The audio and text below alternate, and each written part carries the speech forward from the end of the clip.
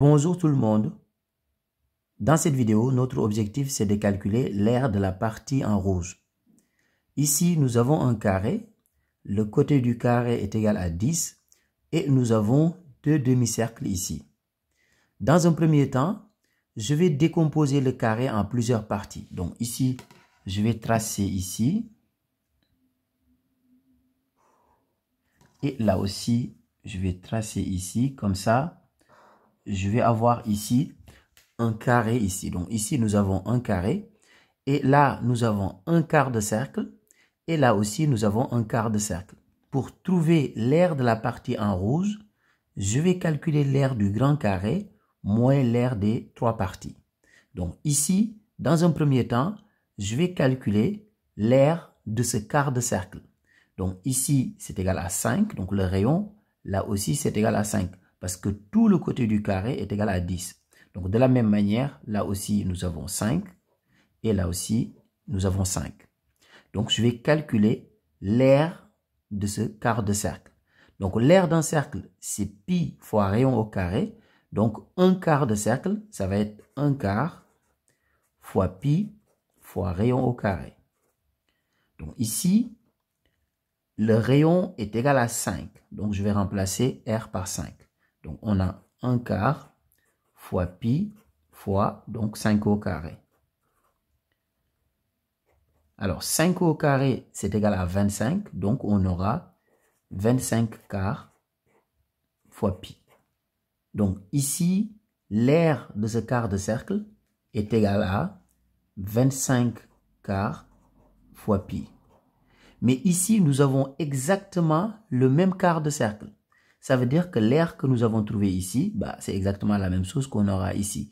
Donc là aussi, c'est 25 quarts fois pi. Et ici, nous avons un carré. L'aire d'un carré, c'est tout simplement égal à côté fois côté. Donc ce petit carré, son côté, c'est égal à 5. Donc on va faire 5 fois 5, c'est-à-dire 25. Donc ce petit carré, son aire est égal à 25. Maintenant, je vais faire tout simplement l'aire du grand carré moins l'aire des trois parties que je viens de calculer. Donc ici, on peut avoir maintenant l'aire de la partie en rouge. Donc j'appelle A l'aire de la partie en rouge. Donc ça va être l'aire du grand carré. Donc le grand carré, son aire, c'est côté fois côté, c'est-à-dire 10 fois 10, ce qui est égal à 100.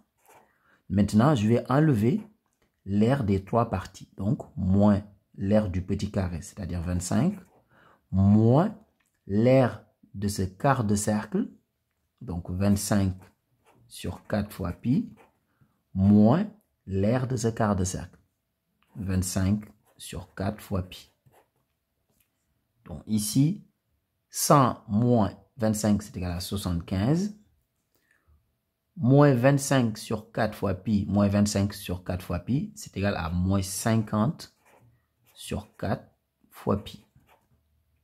Ici, je peux simplifier par 2, donc ça va faire ici 75 moins. Donc si on fait 50 divisé par 2, c'est 25, et 4 divisé par 2, c'est 2. Donc 25 sur 2 fois pi.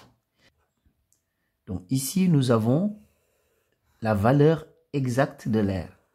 Maintenant, si on veut une valeur approchée, on remplace pi par 3,14. Donc ici, je vais calculer la valeur approchée. Donc on va dire que A est environ égal à donc 75 moins 25 sur 2 fois pi. Mais je remplace pi par 3,14. Donc A est environ égal à... Donc, si vous faites les calculs, vous allez trouver 35,75. Donc ici, on a une valeur approchée. Au revoir.